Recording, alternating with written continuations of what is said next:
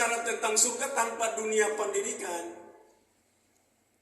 Karena itu kita tidak mungkin berbicara tentang pembangunan yang maju tanpa pendidikan. Dan celakanya pendidikan kita itu menghasilkan anak-anak kita yang semangat sekali memegang ijazah dan gelar. Tamat dari mana? Tamat apa? Tamat sarjana S1. Tanya tidak tahu. Ini biasa begitu. Ini yang terjadi di kabupaten lain, tidak ada di Flores Timur, di kabupaten lain. Contohnya, kita tanya, 1 tambah 1, dia langsung 2. Wah. Terus semua kita bilang, oh pintar sekali anak ini. Tapi, katanya lagi, mengapa tidak 3? Nah itu dia tidak jawab, so begitu dari dulu. Nah, ini namanya sekolah hanya di atas kertas, tanpa mengerti kedalaman ilmu itu. Jadi kalau kita tanya, kenapa tidak 3? Kenapa tidak 4? Sebagai seseorang yang berpendidikan, dia harus membuktikan bahwa ini tidak bisa 3. 1 tambah 1 itu pasti 2. Nah gimana caranya supaya kita tahu itu pasti? Nanti ini saya pengantar menuju ke kita punya kondisi lapangan NTT. Banyak ibu-ibu pengajar matematika dia bilang, itu ilmu pasti Pak Gubernur, jadi begitu sudah. Nah ini juga lahir dari kedangkalan ilmu pengetahuan. 1 tambah 1 2 bukan karena sudah begitu. 1 tambah 1 2 karena dia datang dari ilmu ukur sudut. 1 sudut tambah 1 sudut, hanya 2 sudut epistemologinya bisa kita lihat. Bahwa tidak mungkin 3 karena ontologinya cuma 2 sudut. Nah itulah kedalaman pemahaman kita. Jadi kita hanya tahu yang tertulis, tanpa kita tahu dari mana latar belakang ini sampai dia tertulis seperti itu. Sehingga kita miskin melarat, mengangkat diri sebagai kaum hina dina yang tidak mengerjakan seluruh kekayaan kita karena kita tidak tahu dari mana kita datang. Dan saya bersyukur hadir di sini, sebuah lembaga pendidikan yang saya ingin menyampaikan bahwa manusia itu sejak lahir tidak pernah manusia itu Tuhan membuat dia menjadi bodoh, tidak ada. Jadi jangan pernah Bapak Ibu guru bilang ini memang tidak bisa matematika, yang ini berat kalau sejarah, yang ini berat kalau ini tidak.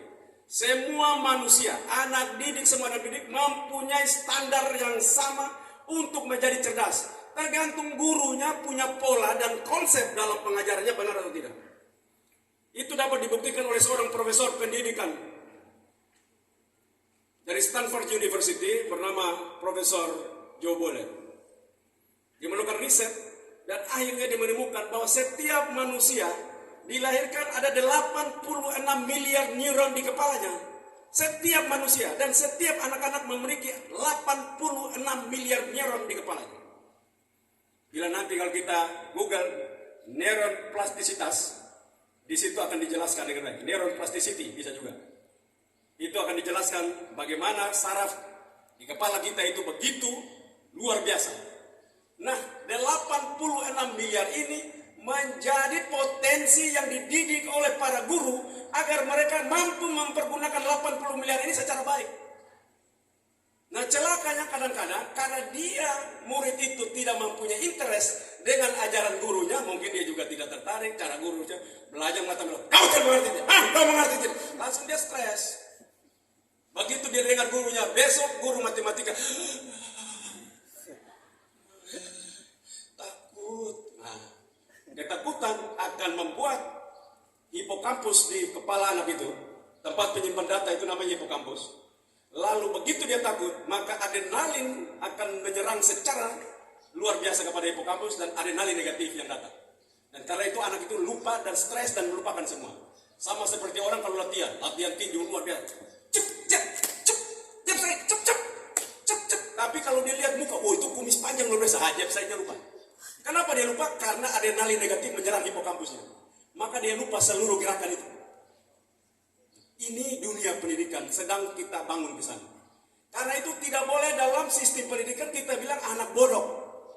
Itu berarti guru bodoh. Karena tidak ada anak yang bodoh. Dan memang sayang sekali di negara ini, kita sedang menghilangkan ilmu pedagogi. Padahal dengan ilmu itu, kita mampu mentransfer knowledge di kepala kita yang abstrak itu untuk kita mengirimkan secara konkret kepada anak didik kita. Message yang kita sampaikan kepada komunikan yang menjadi anak murid, itu message itu dapat disampaikan kalau dengan baik bila orang mengerti pedagogi. Karena itu saya berulang-ulang kali bilang ke Menteri Pendidikan, kau mau bangun guru, bukan bangun orang pintar saja, tapi bangun juga yang mampu mentransfer knowledge yang secara imajinatif itu, mampu untuk ditransferkan secara konkret kepada anak didik supaya mereka mengerti. Itu juga di dalam gereja begitu. Jangan ngomong surga terus, kita tidak surga model apa? Bawa surga ke dunia supaya para petani itu tidak lagi menjadi manusia-manusia hina dan dina. Dan karena itu, di dalam membangun Nusa Tenggara Timur, tantangan-tantangan kita seperti itu, dan saya inginkan, tadi rektor bilang kita ingin untuk sekolah S3, saya mau, tapi saya tidak mau kasih uang. Bapak rektor dengan teman-teman semua duduk kumpul, cari tanah. Kami bawa benih dari program tanam jagung, panen sapi. Kadis Pertanian ada di sini, Kadis PUPR ada di sini, Dirut Bank NTT ada di sini. Bapak dengan seluruh mahasiswa cari tanah 500 hektar. Kalau tidak ada air tidak apa-apa. Nanti bulan Desember Tuhan akan kirim air. 500 hektar. Kita tanam jagung gratis benihnya. Lahan kami siapkan, pupuk kami siapkan, air Tuhan Allah siapkan pada musim itu. Bapak tanam 500 hektar itu kami siapkan 1 hektar 7 ton, pasti panen 7 ton. Tim kami jaga bersama anak-anak dan murid-murid Bapak. Jadi saya tidak mau lagi sekarang kita bantu uang, karena bantu uang itu baik juga, tetapi lebih baik kita ajar untuk kasih pancing. Kalau 500 hektar kali 7 ton, maka itu ada 35.000 ton. Betul toh? 35.000 ton. Berapa? 3.500 ton. 3.500 ton itu kali 1.000 berarti 3.500.000 kilo. 3.500.000 kilo kali dengan 3.000 saja, kita sudah bisa dapat berapa itu? 105 miliar dalam tempo 100 hari. Bapak kasih kembali modal dari Bank NTT sekitar 500 hektar kali berapa itu? Kali 10 juta. Berarti berapa? 50 juta. 500 juta. 500 juta potong dari 100 miliar itu, Bapak masih punya 90-an miliar.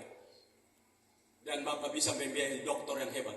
Itulah yang tadi Bapak, kenapa Bapak Bupati tidak suka menyatakan kami rata-rata 70% petani. Padahal petani itu kaya. Kaya kalau didampingi. Kalau kaya suruh jalan sendiri, tidak bisa. Dan kaya didampingi. Itulah kenapa negara berperan. Itulah kenapa negara ikut melakukan kolaborasi bersama perguruan tinggi dengan masyarakat untuk meningkatkan pendapatan masyarakat. Jadi kalau Bapak-Bapak rektor dengan teman-teman semua sudah ketemu tanahnya, tunjukkan tanahnya. Tidak harus 500 hektar sekaligus. 100 di mana, 50 di mana, 25 di mana, tapi dia 500 bagi perguruan tinggi ini.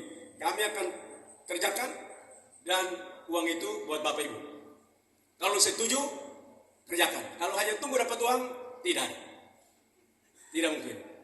Jangan berdoa terus. Hari ini Tuhan kirim saya di sini. Jadi kalau mama berdoa lagi, saya kirim datang, kau tidak terima, aku mati saja. Tuhan tolong kami karena kami sengsara begitu. Saya sudah kirim itu gubernur datang, kau tanganga saja. Apa yang dibilang, kerjakan sudah. Itu sudah yang saya maksudkan, saya kirim datang itu, kau berdoa-doa selama ini. Jadi 100 miliar. Itu dipotong dengan 500 juta berarti 90 miliar lebih sekian. Nah, karena itu saya harapkan kita harus membangun supaya jangan lagi kita bicara kita miskin. Petani hari ini menuju petani, kita ganti namanya menjadi wira usaha mandiri. Supaya mindset sebagai orang miskin dari petani itu tidak ada. Bayangkan dalam 100 hari Bapak sudah punya 100 miliar. Kita jangan mimpi lagi, habis itu Bapak tidak tanam lagi, tidak apa-apa lah. Bapak pegang sudah uang itu ke sekolah orang sudah. Sudah habis lagi Bapak pintu tanam juga kami rela lah. Tapi itu perlu sekali kita sampaikan ini. Dan ini bukan berarti katanya kami telah melakukannya. Kami sedang terus melakukan. Hari ini 100.000 hektar sedang dikelola oleh Provinsi Nusa Tenggara Timur. Kita harapkan ke depan kita akan capai 500.000. Maka itu sekitar 15 triliun. Sedikit-sedikitnya kita akan punya tambahan pendapatan ekonomi di provinsi ini.